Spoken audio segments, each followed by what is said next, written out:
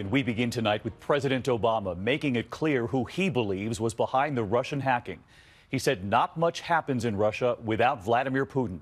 And tonight, ABC News confirming the FBI now agrees with the CIA. Vladimir Putin directed it, and it began with Putin's concern over Hillary Clinton becoming president.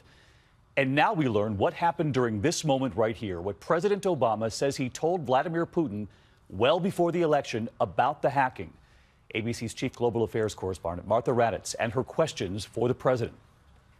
Tonight, President Obama revealing he confronted Vladimir Putin about the Russian hacking face-to-face in September, warning him not to tamper with the vote on Election Day. I felt that the most effective way to ensure that that didn't happen was to talk to him directly and tell him to cut it out, and there were going to be some serious consequences if he didn't.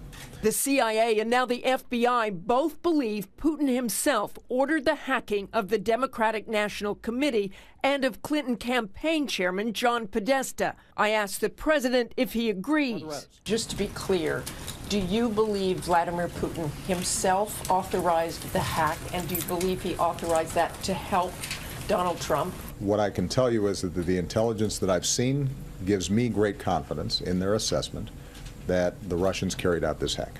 Putin specifically? Can you not say that? Well, Martha, I think what I want to make sure of is that I give the intelligence community the chance to gather all the information, but I'd make a larger point, which is not much happens in Russia without Vladimir Putin. Still unconvinced Russia was behind the attack, President-elect Donald Trump. They have no idea if it's Russia or China or somebody. It could be somebody sitting in a bed someplace. Do these types of tweets and kinds of statements from Donald Trump embolden the Russians? I think that the president-elect, is still in transition mode from campaign to governance. He still has campaign spokespersons sort of filling in and appearing on cable shows. And the president today bristling at Republicans for not denouncing Russia during the campaign. He says it was clear which candidate Russia was trying to hurt. Some folks who had made a career out of being anti-Russian didn't say anything about it. And then after the election, suddenly they're asking, well, why didn't you tell us that maybe the Russians were trying to help our candidate? Well, come on.